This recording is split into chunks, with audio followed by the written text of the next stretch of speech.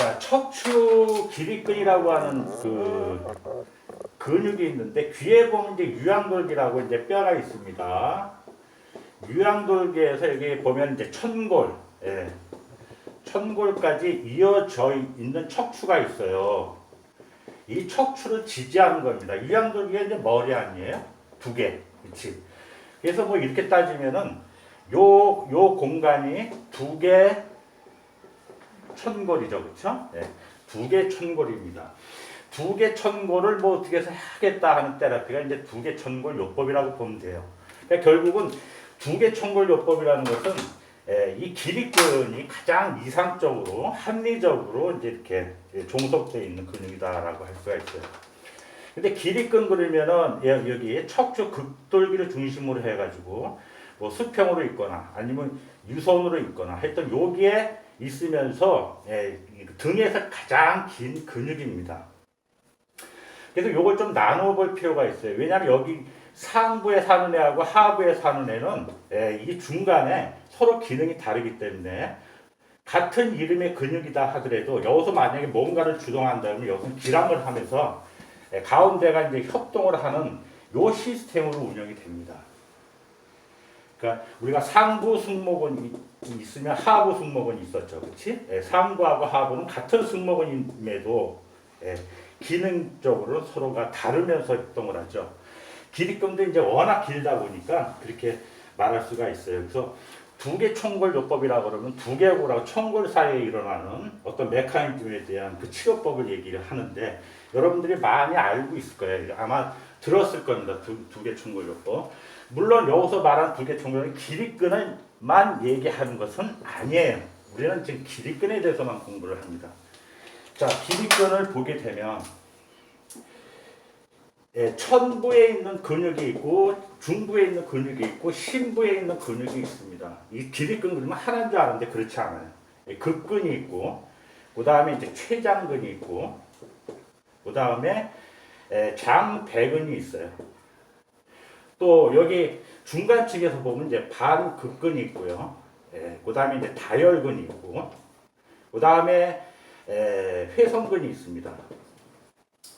또 여기에서 보면은 이제 극간근이 있고 또 횡돌기 간근이 있어요.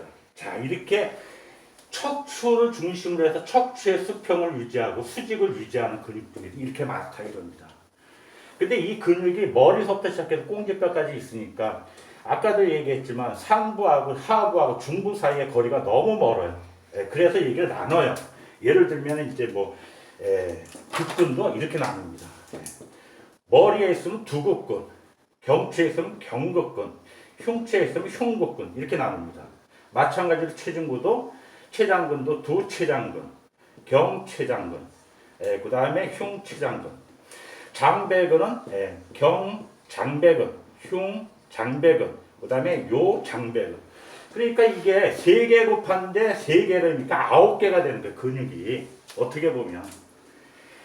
그러니까 근육 하나하나만 보면은 그 하나의 3개의 기능이 서로 역학적으로 움직여요. 그래서 두극근, 경극근, 흉극근 이렇게 표현하듯이 이거 하나를 3개로 하게 되면 여기에 천부에 있는 근육만 9개입니다. 자, 반극근도 말이에요. 두반극근, 경반극근, 흉반극근이 있고요. 회성근은 장단 회성근이 있어요. 그러니까 여기도 몇 개입니까? 여기도 3개, 4개, 5, 6개지. 자, 여기는 이제 2개가 있고. 그러니까 이거 합산을 해. 여기에 판상근도 포함이 됩니다. 판상근도 경우에 따라서 기립근이 돼요. 판상근도 두판상근이 있고 경판상근이 있어요. 2개입니다. 이거를 다 그냥 우리는 기립근이라고 얘기를 해요. 그런데 정식 기립근의 명칭은 바로 여기입니다. 천부에 있는 거. 여기를 기립근이라고 그래요. 그런데 이 밑에 있는 근육, 조그맣게 척추를 잡고 있는 이 근육도 우리는 같이 그냥 기립근이라고 합니다. 오십견 그러면 이제 뭐 예를 들어서 이제 어깨가 아픈 이유가 많잖아요. 뭐 점액낭염, 건염, 근염, 뭐 골화, 무슨 뭐 예를 들어서 염자, 좌상, 무슨 협착, 뭐 하여튼 뭐 그냥 엄청나게 많잖아. 그걸 한꺼번에 우리가 50견 얘기해요. 그럼 50견 그러면 아 어깨가 아픈 거구나 이렇게 얘기하듯이 엄밀히 따지면 여기 극근, 췌장근, 장배근까지가 척추 기립근이지만 우리는 이 전체를 다 기립근이라고 표현을 하는 겁니다. 이렇게 기립근이 많은데 마사지 할 때 여기 기립근이에요. 그래서 마치 근육 하나만 놓고 얘기하는 것처럼 말하는 것은 너무 어처구니가 없고 첫 번째는 두 번째는 이 근육은 만져지지 않습니다. 만져지지 않아요. 기립근은. 그런데 이걸 마치 만지면서 마사지 하듯이 얘기를 합니다. 어처구니가 없는 거죠. 기립근 그리면 이렇게 많은 내용을 담고 있는데도 불구하고 하나로 생각을 하거나 또 요 등배를 마사지 할 때 여기는 기립근이야 하고 마사지하는 그 자체가 두 가지가 코미디다 이런 얘기입니다. 자, 이 기립근이 이제 이렇게 구조가 돼 있고요. 그래서 기립근 그러면 이제 극근, 췌장근, 장배근 세 개를 이렇게 나눠서 얘기할 수도 있고 두극근, 경극근, 흉극근 이렇게 해서 나눠서 얘기할 수 있습니다.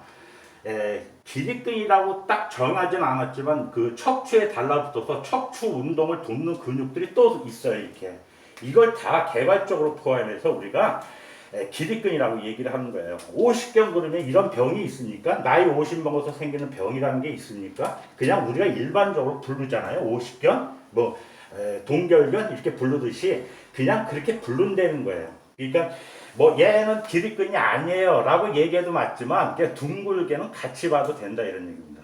자, 이 근육은 뒤에서 있고 마사지가 되는 근육이 아닙니다. 심부에 있어서 펠페이시 되지 않아요.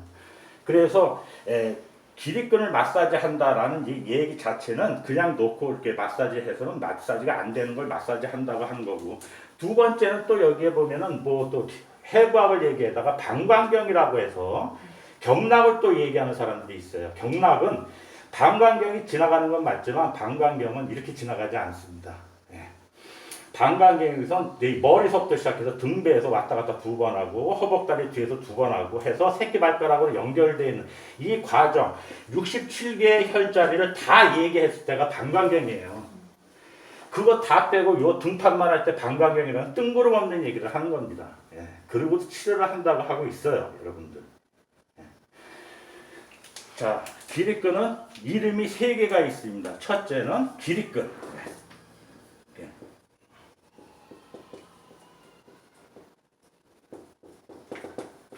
두 번째는 뒤에서 제일 길다. 그래서 장배근 그랬습니다. 장배근.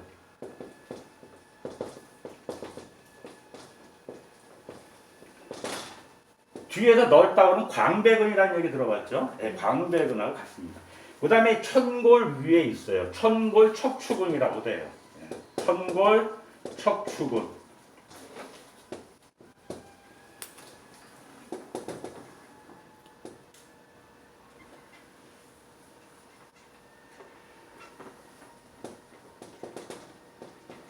자, 이렇게 세 개의 이름을 갖고 있습니다. 우리는 그냥 기립근, 척추를 세운다 라고 생각해서 척추 기립근으로 일반적으로 많이 알고 있지만 장배근 또는 천골 척추근이라고도 표현하고 있다는 거 잘 기억해 두시기 바랍니다.